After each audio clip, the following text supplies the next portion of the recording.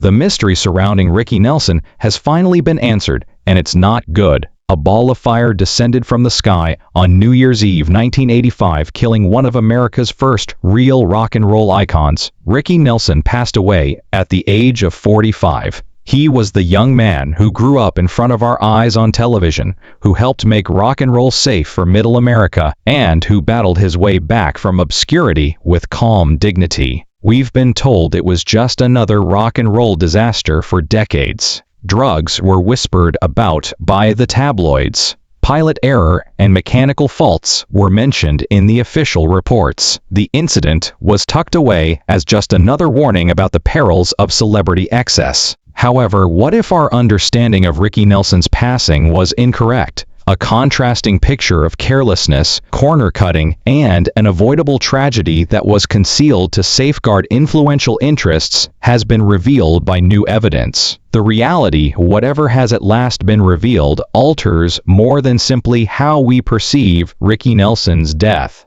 It turns his legacy into something much more unsettling than a warning story. A victim of a system that put profit ahead of people's lives. How the fire started is no longer the only question. Who could have predicted the plane's danger? In any case, who allowed it to fly? And who made sure that a deceased guy who was unable to defend himself would be held accountable? I had second thoughts. Instead, I went to the library. How did you know that I would receive some albums? Child star to rock legend. That is, we must comprehend who Ricky Nelson was and what he stood for in American culture in order to appreciate the significance of his passing and the forces that would attempt to shape the story around it. Ricky Nelson was more than just well known. He was ingrained in American family culture. As the son on The Adventures of Ozzie and Harriet, the longest-running family sitcom on television, he practically grew up in American living rooms from 1952 to 1966.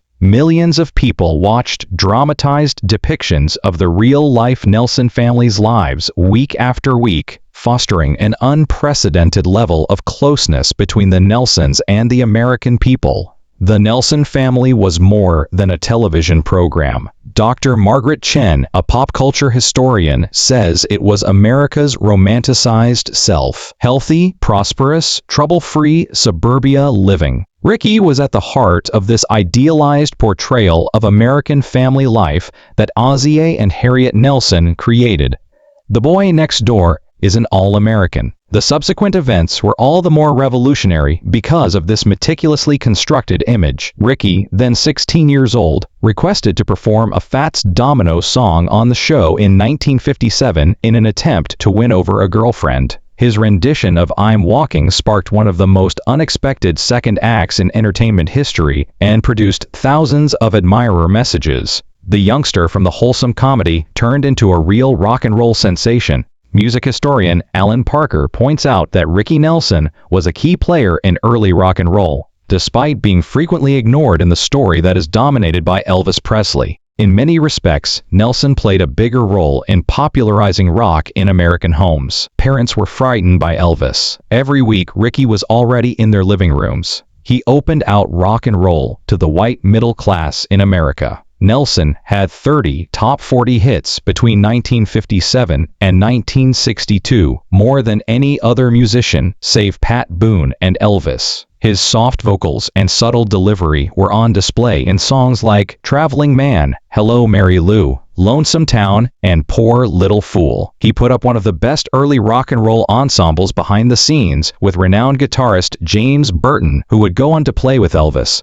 Parker maintains that Nelson was not a manufactured teen idol. He surrounded himself with elite musicians and had true musical instincts. Numerous musicians who came after him were influenced by his easygoing vocal approach and the clear tone of his albums. Nelson insisted on recording with his touring band rather than studio musicians, retaining artistic control over his work in contrast to many teenage idols, groundbreaking at the time. He had the last word on song selection, production, and arrangement, and he wrote several several of his own songs, Ricky Nelson had established a distinctive reputation in American entertainment by the early 1960s. After navigating the perilous seas of child celebrity, he emerged as a mature artist with genuine credibility. He had been a television star who had transitioned into a bona fide rock and roll pioneer, earning the respect of other artists while keeping his pristine image. However, as the 1960s went on, a significant change in the cultural scene occurred. Rock music was revolutionized by the Beatles' British invasion.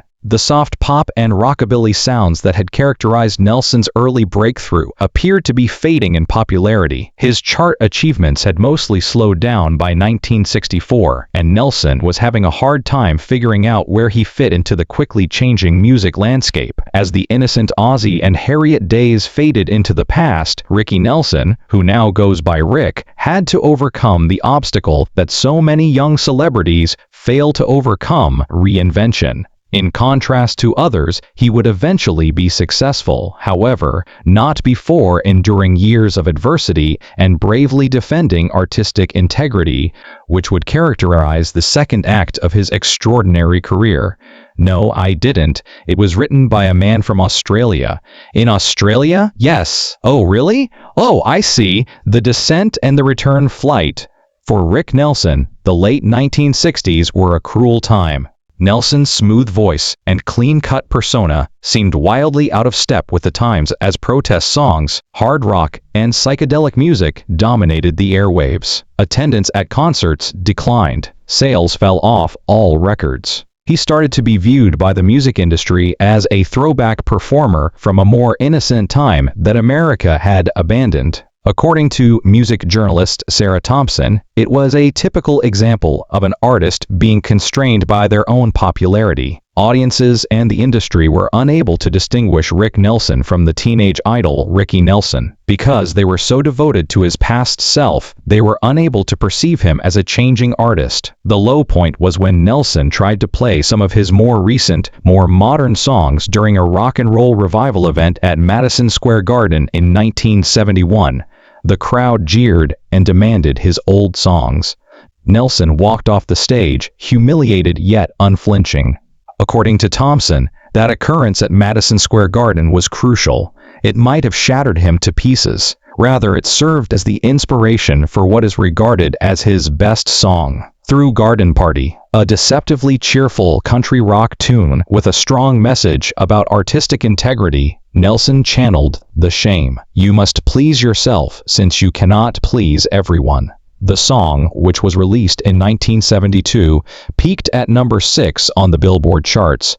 It became an anthem for musicians who are fighting against the expectations of the industry and the public, and it was his first top 10 hit in 10 years. Parker notes that Garden Party was more than just a return hit. It was an independence proclamation.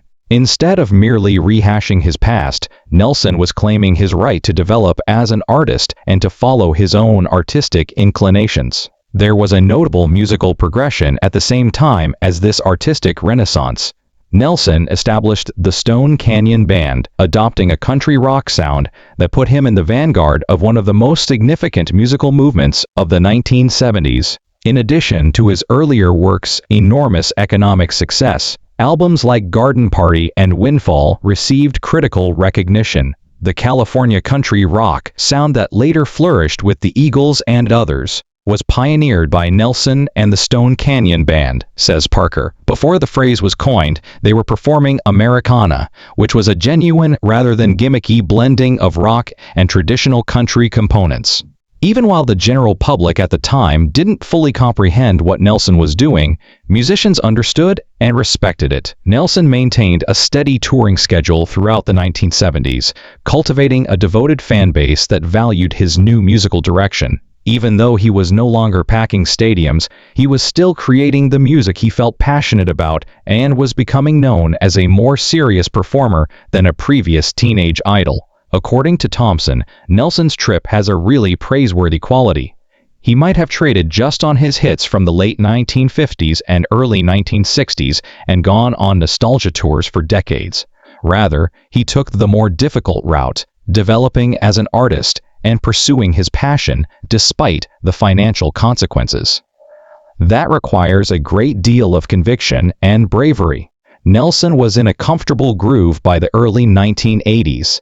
He kept up a consistent touring schedule, performing a combination of his older successes and more recent work to grateful crowds, despite no longer being at the forefront of popular music. Few child stars have ever been able to make the successful transition from teenage idol to well-respected veteran. Nobody could have foreseen that this difficult one-second act would soon come to a tragic conclusion. In addition to taking Nelson's life, the catastrophic crash threatened to skew his legacy by using sensationalism, innuendo, and a basic misinterpretation of what actually transpired on that fatal New Year's Eve. Eve. I have 3 children of my own and am becoming older. I'm expecting 3 in 1. The public persona of Rick Nelson is the result of a family under pressure. Underneath his persona as the ideal American teen and later as the laid-back rock star was a more nuanced reality influenced by his mother Harriet Nelson and family relationships. Not only was Harriet Nelson Rick's mother, according to Nelson historian Joel Selvin, she was the mastermind behind the Nelson family's entire image. She continued to exercise strict control over the family's public image, and this influence persisted well into Rick's adult life and personal life. Throughout Rick's life, this control took several forms. Harriet kept a close eye on his public appearances, handled his money with care, and had a big say in his professional choices. Above all, she actively participated in his sexual relationships, openly expressing her disapproval when she believed a lady was unsuitable for her son. Harriet had a vision for Rick's future spouse, someone who would uphold the Nelson family's reputation and not jeopardize her place in Rick's life. Selvin observes. At first, Harriet was happy when Rick started dating Kristen Harmon in the early 1960s. Kristen was raised in a decent household. She appeared to be the ideal Nelson wife, and her brother was the actor Mark Harmon. When Rick was 23 and Kristen was only 18, they were married in April 1963. 6 months after the birth of their first child, a daughter named Tracy, they had twin sons, Gunnar and Matthew, in 1967 and Sam in 1974. They seemed, at first glance, to be carrying on the Nelson family's history of virtuous domesticity, but the truth was much more tumultuous. Both Rick and Kristen battled the demands of upholding the ideal Nelson persona as their marriage developed. Later, Kristen talked about how Harriet's ongoing influence made her feel stifled and how impossible it was to live up to the romanticized Nelson family narrative. According to musician and family friend John Boland, Rick's relationship with Kristen grew more difficult over the 1970s. There was a great deal of pressure. Rick traveled frequently in an effort to support his expanding family and continue his work. As Kristen dealt with Harriet's continued influence on their lives, she was effectively raising 4 kids by herself. Rick and Kristen were both dealing with substance misuse by the late 1970s. Kristen mostly uses alcohol, and Rick mostly uses cocaine. After 19 years together, their marriage deteriorated into a cycle of separations and reconciliations before ending in divorce in 1982. According to Boland, Rick remembers the divorce as being extremely difficult. He remained devoted to his family in spite of all their issues. Given the idealized family image he had been raised with, he believed that his marriage's demise was a serious personal failure. The children mostly resided with Kristen after the divorce, but Rick was granted custody of his youngest son, Sam. During what was already a difficult time in Rick's career, the acrimonious divorce processes and custody agreements caused a great deal of emotional stress. According to Thompson, Rick struggled to balance his obligations to his family with the demands of sustaining his business through continuous touring. He was no longer a well-known arena performer. He was touring the nation doing one-nighters at smaller places, which meant a demanding schedule. Even for young musicians, such as Rick, touring like that may be emotionally and physically taxing, especially for someone in their 40s dealing with family obligations. But by 1985, Nelson's personal circumstances appeared to be improving. A model and animal rights activist named Helen Blair, with whom he had started a relationship, had given him newfound joy. Nelson never formally proposed, despite being mistakenly referred to as his fiancée Hay. Blair had developed into a crucial stabilizing force. Nelson was described by friends as being in a good mood, planning for the future, and paying attention to his health. Selvin claims that everyone who saw Rick during that last year remarked on how attractive he was. He was exercising frequently, had drastically reduced his drug use, and appeared enthusiastic about future endeavors. He had ideas for music videos, was discussing new recordings, and was generally more involved and optimistic than he had been in years. With a positive attitude, Nelson boarded his own aircraft on December 31, 1985, to travel to Dallas, where he was to perform on New Year's Eve. Blair, his bandmates Clark Russell, Bobby Neal, Andy Chapin, and Rick Infeld, as well as sound engineer Donald Clark Russell, were with him. Brad Rank and Ken Ferguson were the pilots. None of the travelers had any idea that this ordinary flight would end tragically, or that the investigation that followed would turn into a multi-decade tale of lies, conjecture, and cover-up that would potentially eclipse Nelson's musical legacy. The incomprehensible death. Rick Nelson's 1985 acquisition of a Douglas DC-3 aircraft was already a historical document. After serving in World War II, a 1944-built aircraft was modified for civilian usage. Although the DC-3 was deemed outdated for commercial use by the 1980s, private owners continued to favor it because of its roominess, dependability, and reasonably inexpensive operating costs. According to aviation historian Thomas Reynolds, the DC-3 was a workhorse. They were made to last and could fly safely for decades if they were properly maintained. Proper maintenance is the essential word there. Particularly as they became older, these intricate aircraft needed frequent inspections and specific skills. Modern avionics and interior furnishings have been put into Nelson's DC-3, making it a suitable touring aircraft. It had a lounge space where the band could unwind during flights between tour destinations, sleeping berths, and a small galley. Nelson and his Stone Canyon Band were to play a concert on New Year's Eve in Dallas, Texas. Thus, the plane left Gunnersville, Alabama on December 30, 1985. Tragic events occurred almost 2 hours into the aircraft when it passed over DeKalb, Texas. Later, pilot Brad Rank stated that smoke suddenly entered the cabin. At a neighboring airfield in Texarkana, the crew tried an emergency landing but failed to make it to the runway in time. During its descent, the DC-3 crashed into a power wire in an open field. Both pilots were injured but survived the crash. Nelson, Blair, the 4 band members, and the sound engineer were among the 7 passengers who died from burns and smoke inhalation. When newspapers started claiming that the fire was caused by freebasing cocaine, a procedure that involves heating the substance with flammable materials, the tragedy quickly took a dark turn.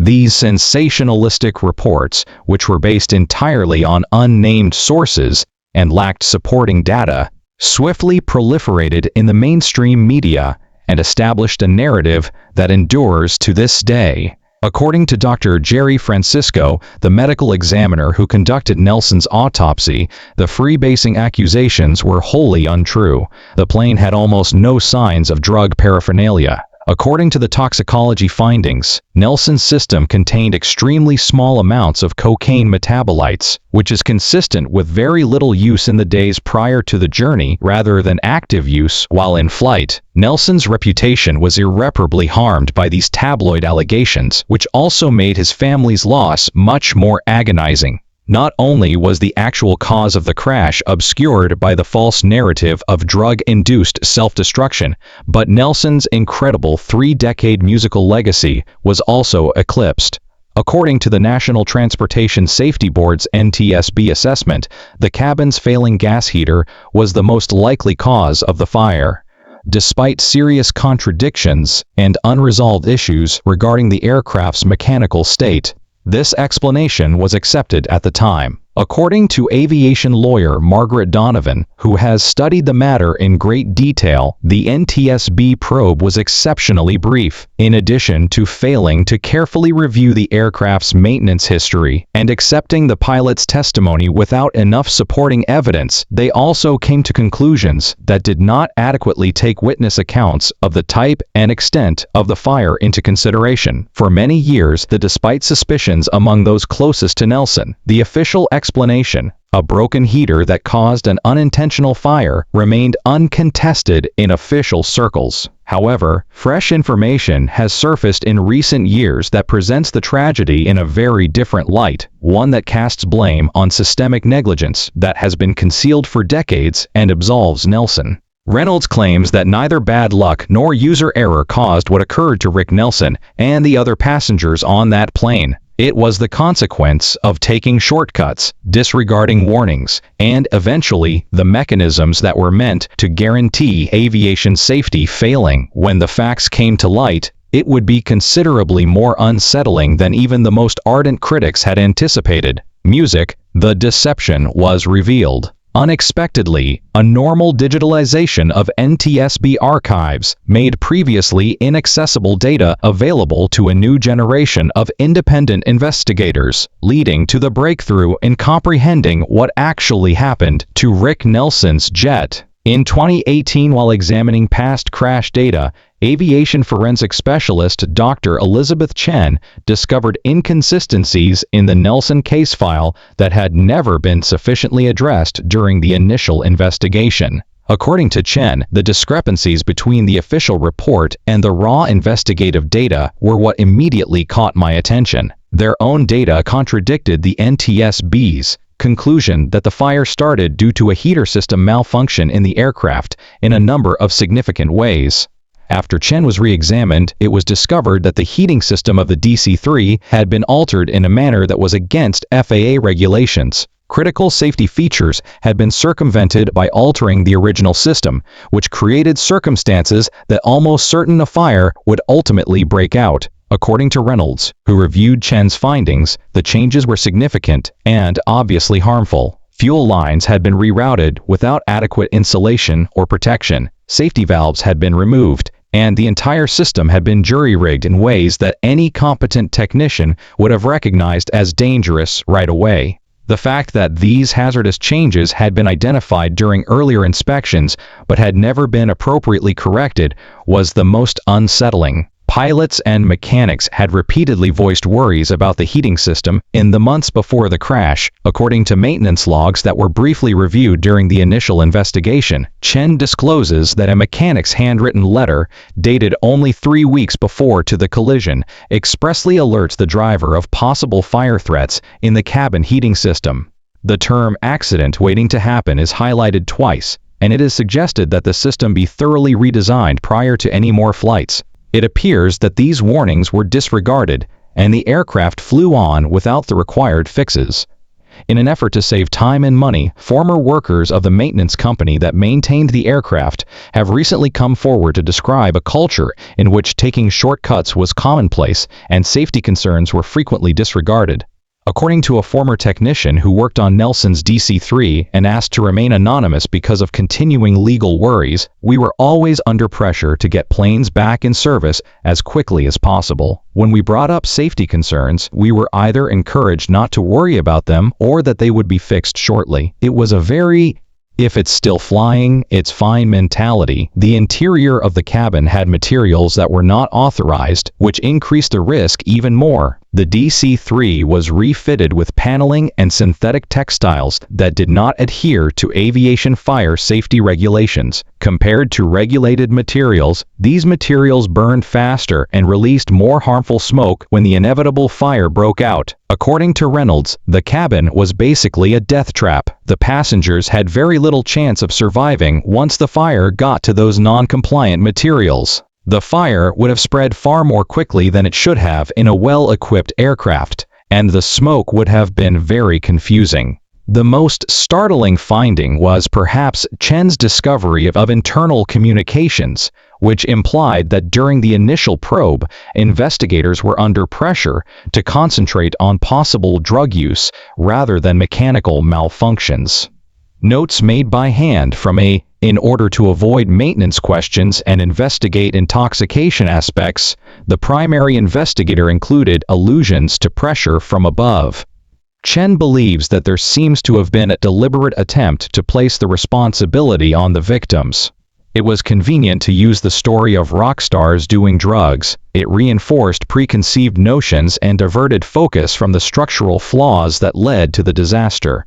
There were several reasons for this diversion.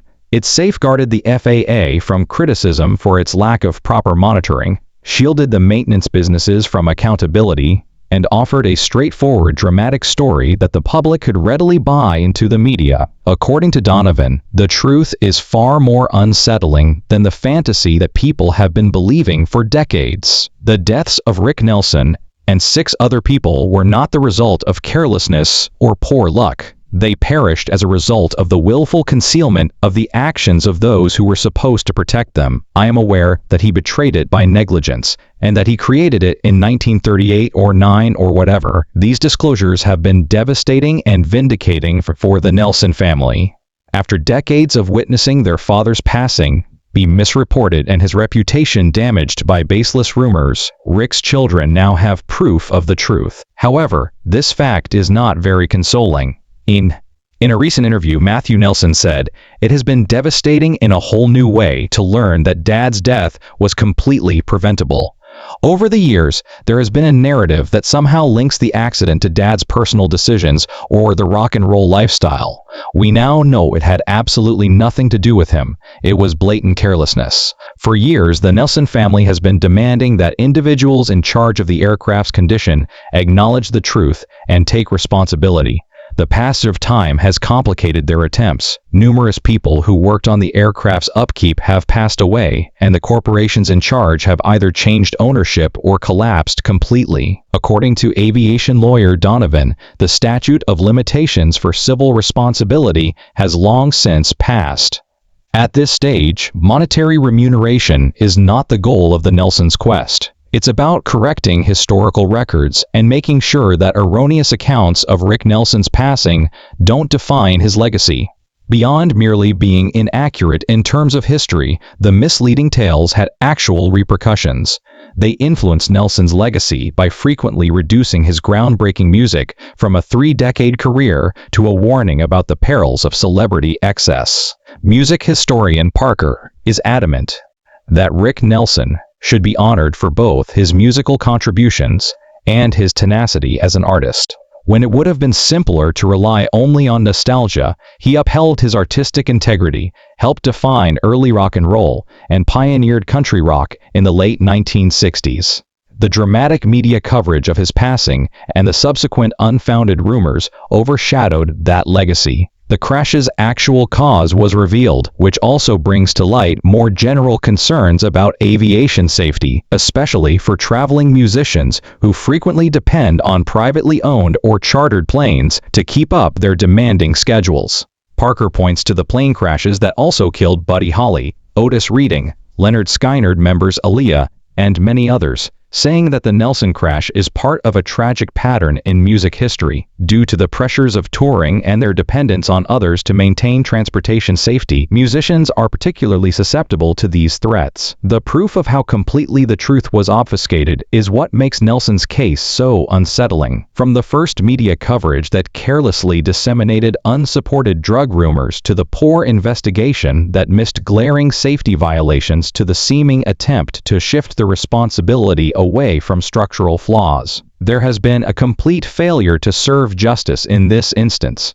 Donovan finds that Rick Nelson and the other passengers on that plane were betrayed 3 times. First, by those who neglected the aircraft's proper maintenance. Third, by a media narrative that placed the blame on the victims rather than the real culprits. And second, by investigators who did not fully investigate what went wrong. The episode raises concerns among aviation experts regarding persistent safety difficulties, especially with older aircraft that are still in use for private purposes without the strict control that is required for commercial flying. Reynolds points out that later laws have addressed the particular problems with Nelson's DC-3. However, the fundamental issues, insufficient regulation of private aircraft, the drive to reduce maintenance expenses, and the propensity to place the blame on operators rather than look into systemic flaws, still exist today. Yes, that did occur. Although there was booing, I never fully understood the show or its legacy. Nearing the 40th anniversary of that terrible collision in a Texas field, Rick Nelson's musical legacy has slowly surfaced from the shadow of his untimely demise. His groundbreaking recordings have been rediscovered by younger generations, and music historians have properly reinstated him as a key role in the history of rock and roll. His sons, Matthew and Gunnar, are the only family other than the Carpenters to have #1 songs by different generations when they became the rock duo Nelson in the early 1990s. They scored a #1 hit with Can't Live Without Your Love and Affection. They've put in countless hours performing and answering questions in an effort to uphold their father's musical heritage and dispel myths about his life and passing. Our father was a true artist who did not follow trends. He was the real deal.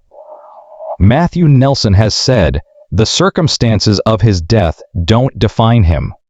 His courage as an artist, his innovations as a musician, and his dignity as a man, that's his true legacy." For the millions of people who grew up watching Ricky Nelson on TV or dancing to his hit records, the death announcements bring some justice, removing decades of unjustified rumors from his name and putting accountability where it belongs. However, this reality has its own unease, compelling us to face unsettling truths of responsibility and security that go well beyond this particular catastrophe. Solving certain mysteries doesn't always result in peace. They incite anger, Selvin notes. We should be incensed at the reality of what happened to Rick Nelson. We ought to wonder how many other tragedies have been misrepresented in a similar way. How many people have been held accountable for tragedies they did not cause? Setting the record straight for one individual isn't the only goal of Rick Nelson's story's last chapter. It's about facing our collective propensity to overlook complex facts in favor of convenient narratives, to place the blame on victims rather than systems, and to absolve those in positions of authority and accountability. The youngster who was raised in the living room of America, who contributed to the popularization of rock and roll, and who rose above obscurity by his unwavering artistic integrity, deserved a better life and a better memorial. Though it restores something valuable, the truth about his last flight does not take away from the grief of his loss. The honor of being remembered for who he really was, not for his manner of passing away or what other people thought of him. Maybe that restored dignity is the best tribute of all for Rick Nelson, the child star who went on to become a rock pioneer and a beacon of artistic tenacity.